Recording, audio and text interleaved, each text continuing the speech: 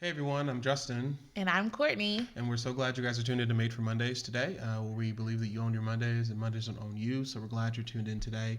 Today we're going to talk about something interesting, and so let's jump right into it. Yeah. It Well, what is is this episode brought to them by? What's the. we don't do the unpaid advertisement until the end. Oh, okay. Yeah, the unpaid advertisements at the end. At the end. So I'm glad you guys are here. How's your day going?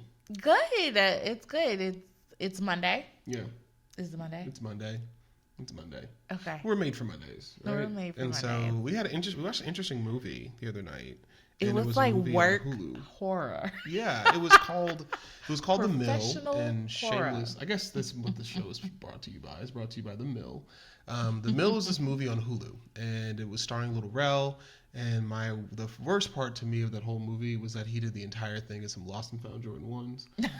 I was just like, if you haven't had a chance to go watch it, here's a general summary of the movie. It's on Hulu. It's on Hulu. General gist of the movie is Little Rel wakes up in the middle of like this prison encampment, this cement blocks, and he has to push a mill around a certain amount of times a day. And it changes and all of that. His leadership comes out, his personal stuff. His wife is pregnant with a child. And he doesn't really know how long he was there because eventually, like, the son starts walking. He hasn't seen his kid. He wasn't there for his birth, and one of the people next to him ends up dying, and all of that. Come to find out at the end of the movie, not to give too much into it, but really was a massive training module.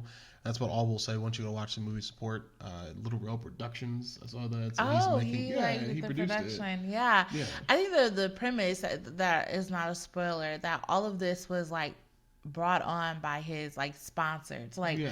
the torture or whatever was all from his company that he worked Yeah. for. And so he loved his job, right? So he loved his job. He wanted to work at the job. He wanted to be there. And then the same job that he loved so much is the same job that tortured him, right? And tortured him and tortured him and told him to work harder, work harder. And even when he got his coworkers on board, they were like, "Hey, listen, we're out for me. I'm not out for you. We're Yeah. out for how the company can give something to me." And in the end, he gets whatever. And at the end, he says, "I'm gonna burn this thing down." Yeah. Right? And it made me begin to think about a lot of things when it comes to work. And for me, one of the first thoughts was like, I've never met anyone who loves their job, right? Like it's just like I haven't, and I say it like this. I mean, that's very ostensive, but this is what my job doesn't give me. My job doesn't respect me. My job doesn't give me this. It's always a want for more perks, more money, more this, more that, regardless of whether or not you've done a good job or not. It's always more. Yeah. And then what's frustrating is when you actually do get the reports that you've done good work and you don't receive more, it gets even worse. I guess I want to talk about or think through for those people going into the week how to not hate your job so much. And Yeah. yeah, I think James Baldwin, there's this quote from him. I have to look it up more. But I guess someone asked him, like, what is your dream job, right? And he was like, it was a very funny response. He was like, I don't dream of labor. That's real. Like, I don't dream of, and I don't know anyone that dreams of labor, right? I think humans have this intrinsic thought and need to be free, Yeah. right? And so although we want structure, we want income. So that's the thing. Like, so I work to have income because the income gives me freedom. The income is what provides me a lifestyle, what provides me travel, what provides me things. But I think, and that's why you have to put work in its perspective. And a lot of work that we do as it relates to coaching is like, how do we put work in its proper place in life, right? Because I don't think anyone dreams of labor, right? Yeah. I think there's a very small population of people that are like, I would do this for free. I would do this. And those people have a very well-established life where they're not doing it for the income. It's like maybe for the name, we all have an exchange value though in everything that we do. But how do you put jobs in their proper place? Because I think as you begin to see, you can easily begin to hate something that you once admired. And I think it's going to this notion, I want to introduce this topic of like, what are you seeking? Yeah. Right? Like what is on your bucket? Yeah. What is the thing that you're trying to fill up when you go to any place? Yeah. And I think that's what we can talk about. It's like how not to hate your job. Yeah. I haven't met anyone, even people I've worked with or led, that have been like, I love what I do. It's always like, this is the problem, this is who's wrong, this is what's bad, and leading that is very difficult. I mean, it's painful sometimes, right? Where it's just like even I pastor people. I know some people listening to this go to my church as well. It is like, I never get like, oh, this is good, until you you quit or you're done. Like I remember like my former space. I remember when I left my job, it was like, oh, these are all the ways you had impact. Oh crap, really? Because all I heard for 6 years was, this is all the terrible stuff about you. This is what's horrible about you. So it flows both ways, from employee to boss, and from then boss congregant there. And so it's like, for me, when that's all you're receiving, then it's like, great. So then for me as a leader or person, me as a worker, right, I begin to add more things to my plate where I'm trying to take things off of people's plates, because it's like, you hate it so much. And then it's like, you give me no responsibility.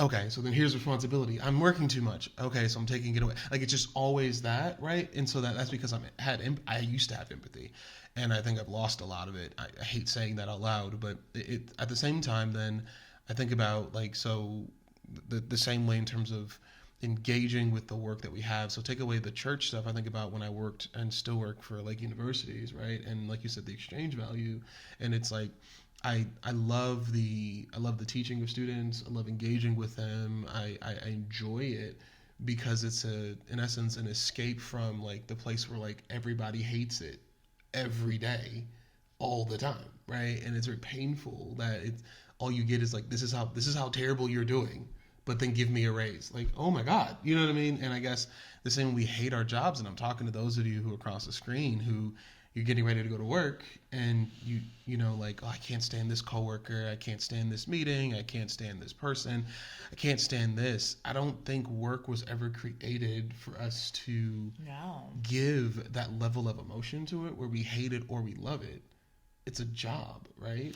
It's a job, and I think saying all of that, right? We all come, like I said, with a bucket. Right. And I think this is a good work. I don't know if you journal, and what I really, for my clients that I work with too in professional like development and working with them as well, is what's that name on the bucket?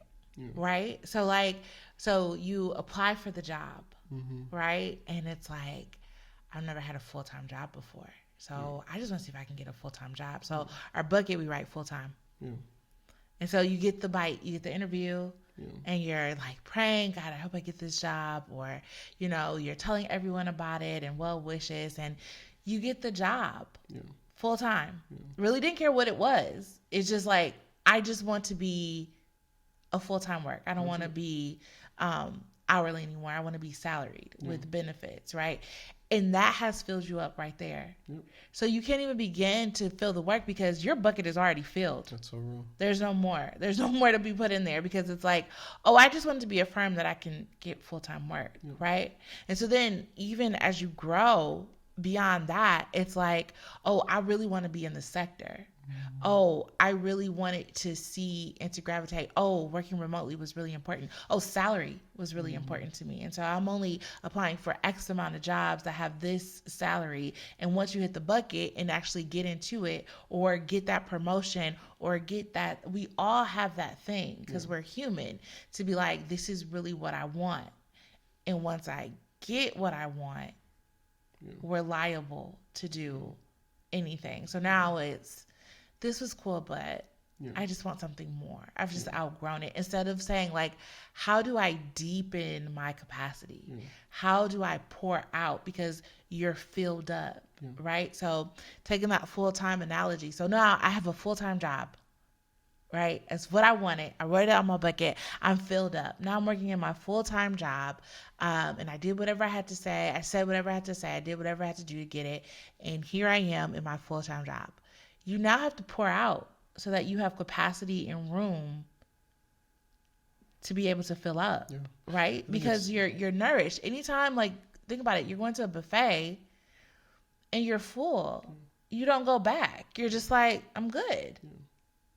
You have to destroy an old narrative in order to write a new one, right? Yeah. And you're speaking very well to that. If we're going to give some sort of principle to increasing one's capacity, you have to be willing to sacrifice an old narrative, right? So you have to be willing to sacrifice the like hourly to salaried, the salary to additional retirement, the retirement to incentives and perks, the incentives and perks to remote days, the remote, like, to be very clear, working remotely is a privilege, right? Like, it's a privilege. Like, it's not just a gimme, it's a privilege. Like, there's a trust factor there that you're going to work for 8 hours without having to be confined to a desk for someone to see you, right?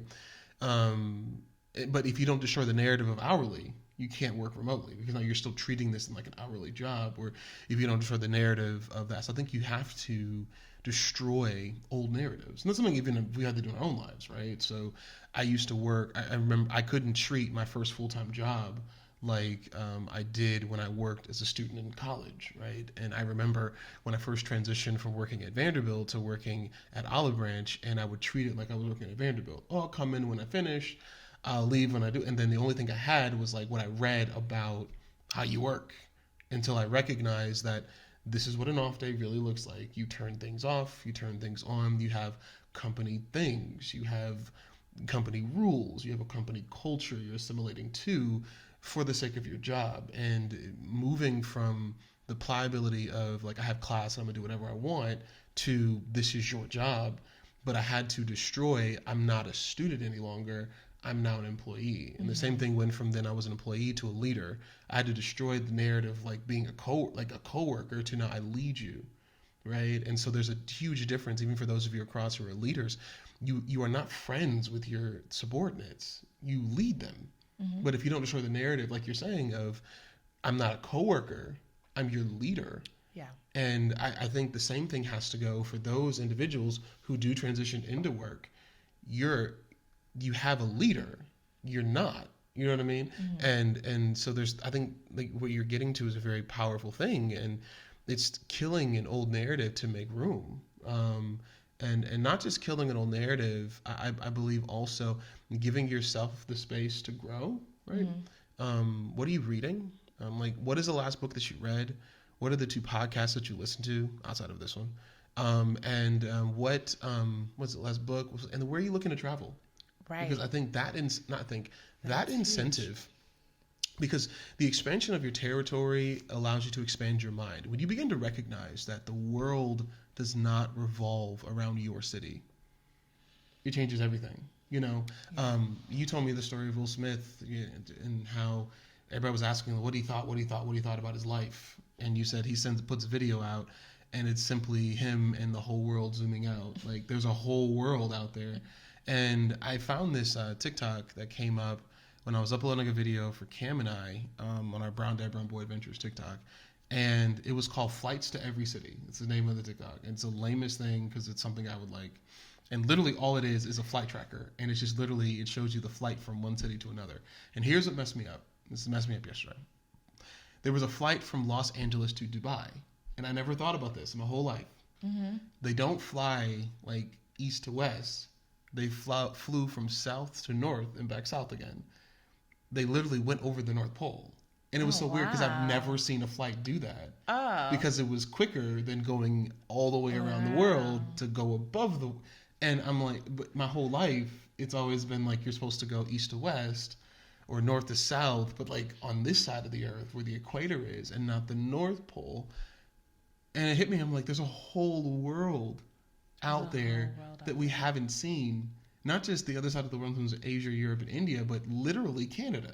Yeah, I love that's such an interesting, and it's a mindset and perspective shift of something that you never thought about, right? Yeah. That's why goal setting is so important as it relates to this. And I'm going to say a couple of things. So exactly what you're saying. So once our bucket is filled in one thing full time, we should always be constantly bringing new buckets to our workplace, right? To make it new and relevant again. So yes, you got the full-time job, right? And so you're starting at a full capacity. That means like you have little room to learn, to grow. get a fresh bucket. I think that's what you're saying. Like, get a fresh bucket. What podcasts are you listening to? What things are you doing? But get a fresh bucket of, okay, my next goal is I want to be here a year, right? And what are the things that you're doing for a year or two or whatever that looks like? I want to be in management. I want to be able to do these. And what are some action items to get you to do that?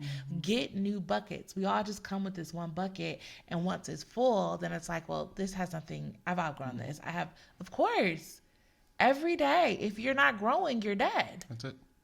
And we come to these things where it's just like, no, I don't expect you to like something that you liked a year ago, because you're growing as a human.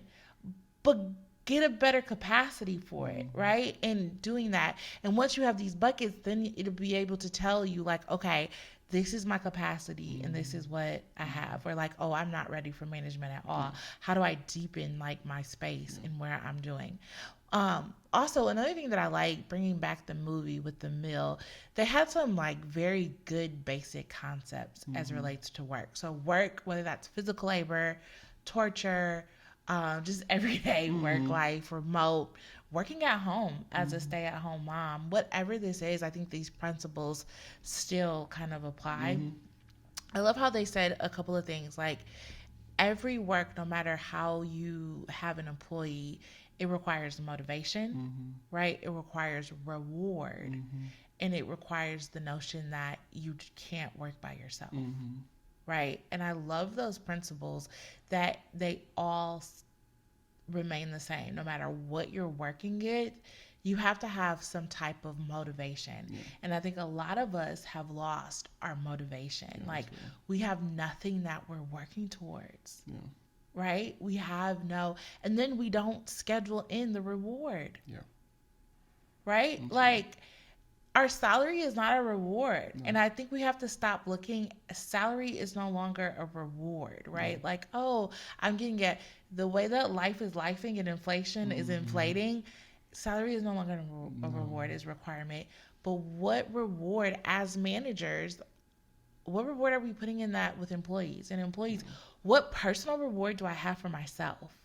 Right? So whether I have a trip or not planned, every month I should be taking PTO, or I should be doing this even if I have nothing planned, or I need to do something that seems like a reward to me, you know, and really figuring that out. What is motivating you? What is allowing you, whether that's your family, whether that's your friends, and how co-working is really important, right? Like, think about even the notion of a stay-at-home mom, or something that like, or a single mom.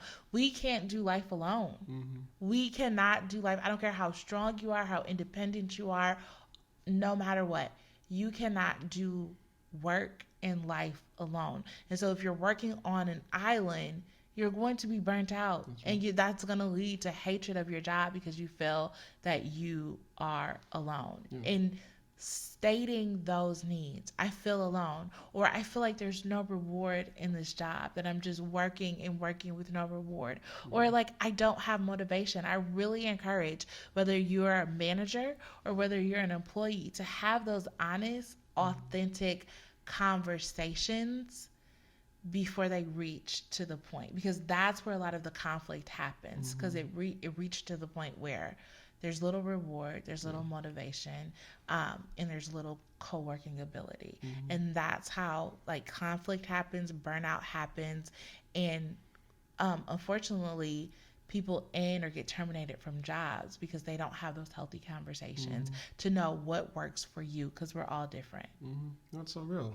You like answered like 10 different demons there. No, that's real. You have to, if you don't know your motivation, you'll fail. And I've seen it happen too many times. So yeah, I think that's and I think too, like applying this, taking this out of work, even in our spaces, like social groups, churches, life, no matter what we attend, our homes even, showing up. And a lot of times our bucket says relationship, or our bucket says marriage, or our bucket says become a parent, right? And little do we think about what goes beyond that, right? Like, so you got married, but we don't think about the marriage. Yeah. You have the kids, but we don't think about parenthood, Yeah. you know, and navigating through that. Or even like you're a pastor, church, you found the church, but we don't think about what it means to be a church member, right? And how we navigate that is really assessing what is on our bucket, and how do we get new buckets to really fulfill what we're supposed to be and what we're supposed to do. Yeah, I think one of the I already talked about old narratives. I had a thought in my head. I forgot what it was. I'm sorry. No, you're good. No, I agree. You have to increase the space for more. And I don't think we actually want. I think we actually want more. We desire. Every person innately just desires more. You have to have the space for it, and so that's, like you said, that's journaling, that's writing, that's preparing your week, that's organizing your week for the week, whatever that is, to ensure that you don't go in. So if I'm gonna work to not hate my job so much, I think there has to be a space too where you have to own the consequences of your actions, right? And that's not me being like negative or weird about it, but there are certain things that your boss doesn't hate you for, or your leaders or whomever that is doesn't hate you for. But if you don't do your job, you don't do your job. And now when you're called on it, you can't be frustrated when there's consequences. Like, for example, if your team, I remember when I was in college, let's use college myself, for example. I was in college, we had a project. We had a project to do for our team, and it was over the summer. It was part of our camps. And I dropped the ball. Like, I legitimately dropped the ball. I let my team down. Other people had to pick the slack up. It was 3 other people. They had to pick the slack up. All of that, did I recover well? Yes. I became a head person, became a leader of people, all that type of stuff.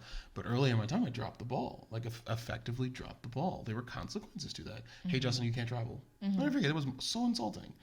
I remember preparing all the trips and could not travel because it was like that was the improvement team thing I was on. And normally improvement plans don't work. So literally they were preparing to replace me, right? And so it was just like, hey, you'll work in the semester, do this and do that. And so I remember working my tail off. I would come in at 6 a.m. I would leave at like midnight. Like, I was doing so much work covering up for everyone else because I really wanted the job. But the consequences for dropping the ball on something monumental those were consequences. And I believe the same thing happens in our work, where now we hate our jobs, when really it's improvement plans suck at the end of the day, right? And when you drop the ball, when you don't do something well, when you didn't proofread an email, when you made an emotional decision, when you sent something out before proofreading it, when you decided to go above your manager to someone else, right? Like when you jumped 2 levels of authority that they have set up to make a decision, then there's consequences to it, right? And those consequences are never fun. The consequences are never fun. Nobody likes whipping their children. But because of that, I do believe there's a level of honesty that we have to have as workers. Absolutely. Where like you have to admit you dropped the ball. And I say this like, if you're the sharpest knife in the drawer, your life is really dull, right? If you're the one who's always right, something is wrong. And I believe that's what's happened in a lot of our workspaces, where you're always the right one. Yeah. I'm always right. Everything I say is always right. So we can twist the truth. And so like you can ask 5 people ask you what color pen you use. And one person it's purple, other person it's blue, the other person it's green, the other person it's blue-green. And the same thing goes with them, like, hey, why didn't you get that project in? Well, you should have known I was going to text it. No, like, you didn't get it in. No, you should have known. No, you didn't. And so now I hate my job. Everybody around here is terrible. No. You didn't do your job. You didn't do your job. And now you hate it when the job says we're trying to make you better. And unfortunately what happens, and I've seen this on both sides of it, which is why I can recognize that I've been the person who does it, and I've led people who've done that as well, where you didn't do your job. Yeah. And there's consequences to that. And so if we're going to encourage you not to hate your job so much, ensure at the bare minimum you are doing your job. Yeah. And then here's the other piece I'll say to that as well, if we're not going to hate it so much, because like you were saying, our motivation. So what happens, and what's happened to me personally when I wasn't leading, I was subordinate to others, is I would bring my dreams to it. So then I made my workplace the place where, like, you're going to fulfill my dreams and wants. And when they didn't, now I'm mad. Like, you hate me. You don't want me. You don't want me to be a best. You don't want me to be my best dreamer. I'm not going to be an innovator anymore. You're taking things away from me. When, like, no, Justin, your responsibility is, like, CRM, just get the thing in, get the names in, get them assimilated, get their information Never to was your them. role. And so I'm over here like, but I'm like, I want to like build and draw and drama and create and this. No, your job is to ensure. So do the first things first. I would suggest to anyone listening, like make sure, as a manager myself, like make sure you are doing the first things first. So if your leader, if your authority figure, if your boss or whatever is asking you to like just use CRM for assimilation, for example. So for example, like at our church every week, one of my team members is to input all the guests that come to the church, and then those individuals came more than one time, move them to another box so we can follow up with them. There's a separate piece of assimilation that goes to each person, and then if they join the church, their responsibility is to get that information, get it assimilated to you and 3 other people, right? And so if they drop the ball, we miss out on all of our guests, our second time guests, and our new members, right? And baptism candidates. And she does a great job. So it's not a negative thing to one of my team members. Shout out Michelle. Like she does a great job with it, right? But if she doesn't do that, she's gifted in so many other areas. And so if she were to come with me first, like these are the things I'm dreaming about. No, so I suggest to managers, my last thing, and to managers, one of the things I did add to my team that I love doing is I added this 30-minute of mandatory creative time. Right? To all my full-time team members, you have 30 minutes of mandatory creative time. So you have to report to me what you do in your mandatory creative time. So it's mandatory that you dream. Because I have an expectation that it's mandatory that the 25 things I ask you to do weekly get done. So most of them are on Friday. And on Friday for a half hour, they dream. They have to report to me what they do in their creative moments. And it's like, that's where it's like, no, I want you to flex. And I want you to do that, but I want you to dream first, whether that's creating music, whether that's singing, whether that's dancing, whether that's writing, whether that's reading, but you can't confuse, this is what I need you to do from 9 to 5. Right. But within your 9 to 5, 30 minutes a week, I want you to be creative. So bring your full self here. Yeah. But I need you to, for example, make sure things are in our CRM, make sure that you're recognizing our KPIs and like how we're recognizing like how we're going to measure you. And all of that. So like that way was a way that I tried to assist, and like hopefully you don't hate this, but there's certain things I expect to ensure that our Sunday morning happens, our Wednesday nights happen, our Thursdays happen, our events happen. But you can't come into work expecting your work to be the tell-all end-all of your identity. And even Sunday, I talked about idolatry, and I believe many of us idolize our workplaces, right? And we make our workplaces the fulfillment of God's goodness. And that can be so confusing because it supplies our lifestyle, right? Like it finances our life. And that can be really hard to not see job or work as an idol because of the provision that we believe that it brings us, right? And separating those two things can be really hard. Yeah, our joy and security, and just as about idolatry, your joy and security is in God first and not your job, right? And so you mentioned even like single parents, it's not in the other parent that's working. So if not single parents, so like working spouses, like it's not in the other person that's working, right? So your job and security is not, your security and lifestyle is not in your job. It's first of all in the Lord first, right? And if I idolize my job, I talked about this on Sunday, is I then have put my job in direct competition with God. And I can tell you who's going to win. Anything toe for toe to God. Yeah, is going to win. And that's scary. Yikes. Like we've heard that, right? People talked about how they've wanted to go toe for toe with God. I'm like, there is not, the only person I know of that tried that was Jacob. He tried. He still lost because God was like, I'm tired of this. I'm going to injure you. Because he could have injured him. He could have killed him. I'm just going to injure you. So now everybody's going to know now. This is what it looks like to go toe for toe with God. Yeah. I let you live, but I injured you. I changed your name, and you better do this. And now, even, like, think about it. The war we have going on in Israel right now, because this fool tried to go toe-to-toe with God. Like, this stuff we have wars happening now. Yeah.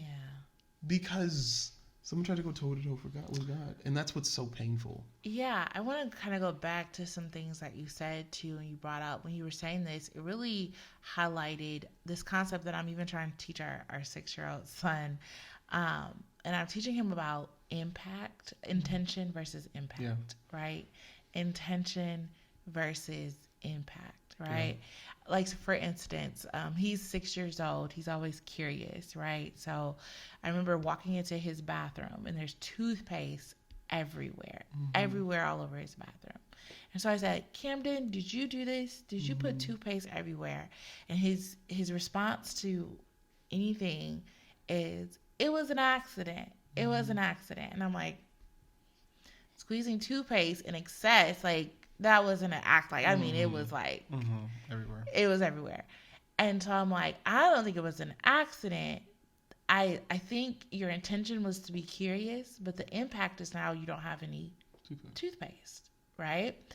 And we have to look at the impact before our intention, right? Your intention was great, and maybe we can look at some other experiments or science things that we can squeeze things to see what comes out and what explodes and what does that, but our impact is important.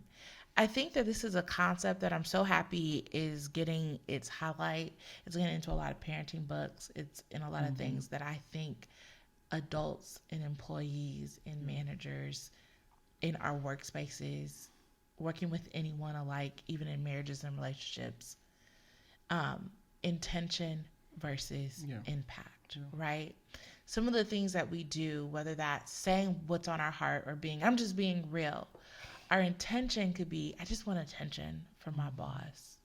I just want someone to look at me and say, are you okay? I just want that. Our intention can be so pure. But the results of our actions and the impact that they have can be absolutely devastating if we don't do the true root of go after what we want, right? So do I need to send that? Do I need to say that? Do I need to do that? Do I need to not do that? If you have to ask, right, you just shouldn't do it. You shouldn't do it. You really should That's one thing I've not learned. do it. If you have to think, like, is this going to have a bad outcome? Just have clear communication. And it's okay. Like, it's okay. One of the things I've managed lots of people in my career, right? Year after year, I get the coolest boss award, and I love it. That's one of the best titles I could ever have, right? Coolest because I don't really have rules, right? I get life, and I'm like, can I get offshore? I don't want to come, don't. Like, I'm just the type, because I know who I've hired, and I try to employ those things of motivation, reward, and co-working ability. As long as we're meeting the bottom line, quite frankly, I don't care. But one of the things that I try, be honest with me. Courtney, I just want to have time with you. Or can I just have 30 minutes where maybe we're not talking about professional stuff. I just want to just talk, right? I just want to talk about life because you see me every day. We realize that when we work with people, we see and talk to them every single day. For 8 hours. That's probably more than you probably talk to your own family and your close friends. Right? And how much, and I know Gen X hates this. They hate it. I'm a big wholeness, like bringing your whole self to work. Against that. I am so on the train because you do not separate. You cannot. I wish you could, but you can't be like, oh, I'm just a mom here. No, I'm a mom at the workplace too. And if my child calls me, that leads to confusion. No, but this what I'm about to say. That's why authentic communication in all levels is really important. On all levels. Every supervisor, every boss that I have worked with, I bring, hey, I am a dedicated mom. And this is what I'm telling you on the onset and on the very beginning. I think there's a difference between honesty in terms of my life cross compared to wholeness at work, right? So honesty in terms of my life says hey, I'm a Christian. I really can't work on Sundays. I'm a mother or a father. I pick my child up this time or drop them off at this time in XYZ in terms of emergency contacts. I think that's just honest. That's just real. That's life. And that's asking for understanding at the onset, which is smart. Wholeness to me, and I think that's where maybe my definition of wholeness is different, is not is like is like all your emotions and all of your extraness and all of the like things that we did not hire, that you did not communicate on your resume, like coming in, right? So your resume communicated your professional summary, right? This is who I am as a worker. This is who I am as this. This is who I am as this. All of a sudden we hire you.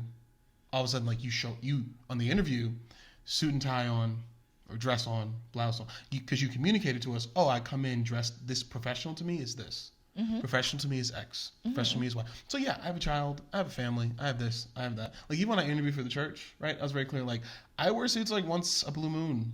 I don't wear robes unless I feel disrespected. And very rarely do people listen. Yeah, I don't wear robes unless I feel disrespected. Right. And then I pray about what I wear and I wear it. Yeah. Period. I was very clear about that in the interview. So it's like when I got here and my second Sunday, I was in a t-shirt and khakis. It was like, I told you this. This is who I am. This is what I do. Right. I think wholeness, in my estimation, I think goes beyond that. Right. So wholeness is emotions. It's like now all of a sudden I'm bringing my kids. Like all of a sudden I'm bringing like random stuff. I'm bringing video games and like I'm bringing everything in. Like I'm like almost making this a second home. I think that's where idolatry begins to be created, because then like if I make my job my second home, then my home is my second job. So I'm bringing my job here, right? So I'm not giving my family my full self, because I'm bringing the delineation between work and home has to be. So I do believe there has to be a level of honesty in terms of this is what my life is. I'm a parent, or I'm a caregiver, or whatever that is, to ensure that, hey, if I ask to take off for this, or if I ask to be out, you've already shown that like this is what you'll receive, and the level of grace you give is not gonna change my work input or output, right? Absolutely. And I agree with that, right? Yeah. And I think a lot of it goes into the hiring process. I remember this really wise, saged coworker that I had at BU. She really helped me as we were navigating and looking for additional help in enrollment. How people always tell you who they are. 100%. Always. Like 100%. at first I was like, oh, cover letters are just like whatever, they're not necessarily, I'm just looking at the resume and their past work experience and what they can 100%. Do and their skill set. And she's like, oh no, like this cover letter tells you exactly who the person is. And ATS is going to go right and the resume tells you whether they have the skill set and the wherewithal to do the job that they're supposed to do. Right? And putting those together, coupled with the interview, helps to get you a good picture of what that is, 100%. Right? So a lot of times when we're looking and you're assessing, it's having a wise hire. And I think it's having a wise hire where people always, and this is in relationships, this is in interviews, this is in everything. You have to be good listeners. People always introduce themselves, and it's up to us to believe them in what they say and listen as they introduce us. And lots of times it's a bad hire when it does not work out, and that's what it's like. That's when you can apply very authentic and real things, like seeing someone as their whole self, right? Like absolutely.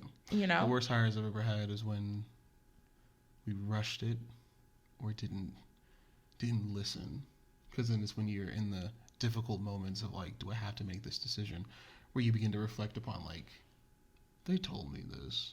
They told me that. Crap.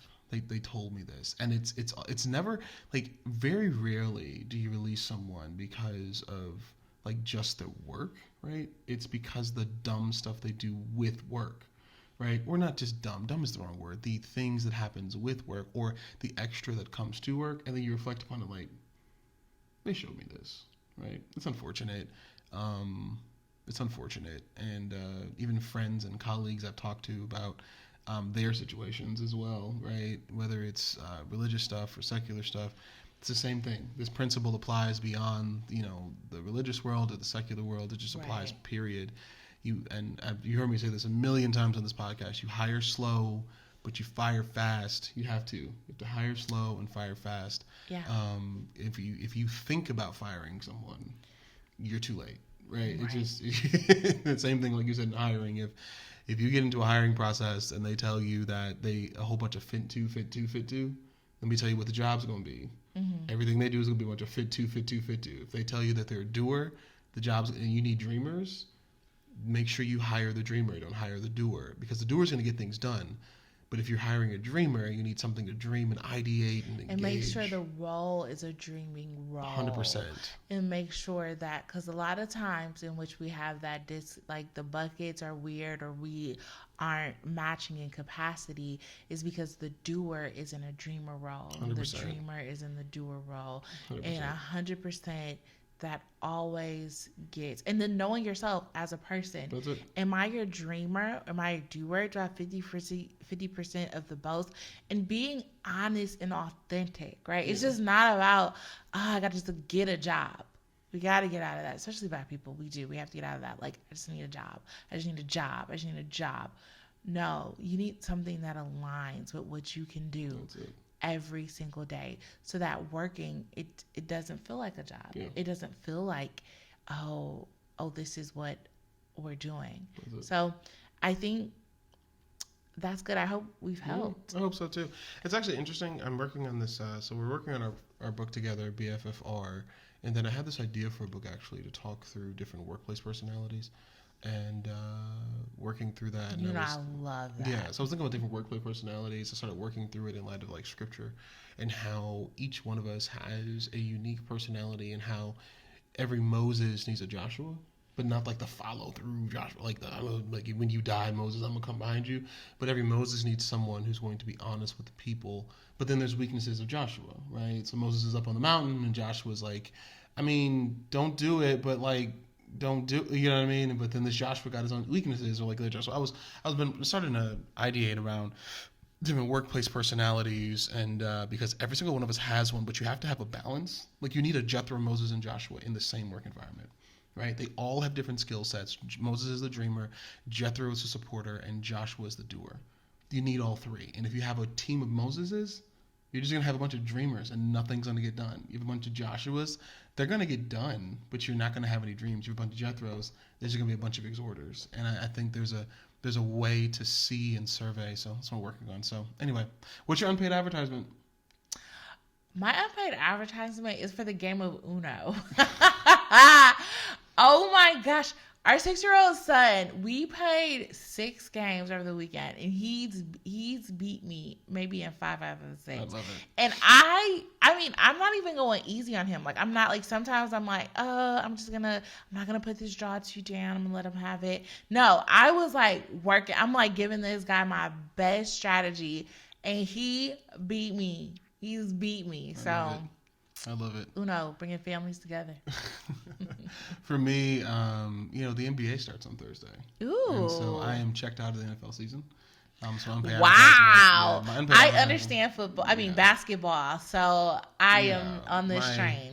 My unpaid advertisements for the NBA season. The NBA, where you go when your college and NFL teams are absolute garbage. The Wisconsin Badgers are trash. The Green Bay Packers are trash this year. Brother, I'm sorry. We have every game but the first 2. We have scored 3 points in the first half. 3 points. 3 points. I combined 9 points all season in the first half. And then our quarterback likes to throw game-ending interceptions. Okay. So it's just horrible. And the Bring Badgers. Your whole self to so the Marquette is number 5 in the country. And so I'm really excited about Marquette being number 5 in the country preseason. And we got a Final Four in us this year, I'm hoping for.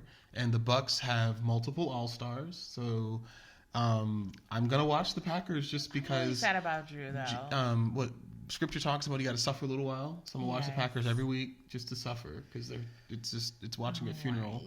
And then the Badgers, I can't bring myself to watch them. But this Saturday, they play Michigan.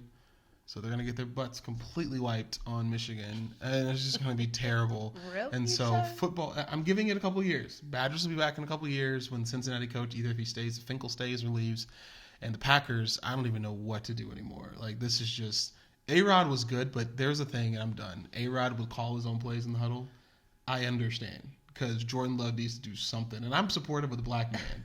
But you put this black man in white Wisconsin. Oh my goodness. I feel so bad Jay, for him. this is a whole podcast I know. within I feel so bad for this black man. Oh so, my anyway, goodness. You're made for Mondays. Mondays are own you. You own your Mondays. Have a great day. Bye. See ya.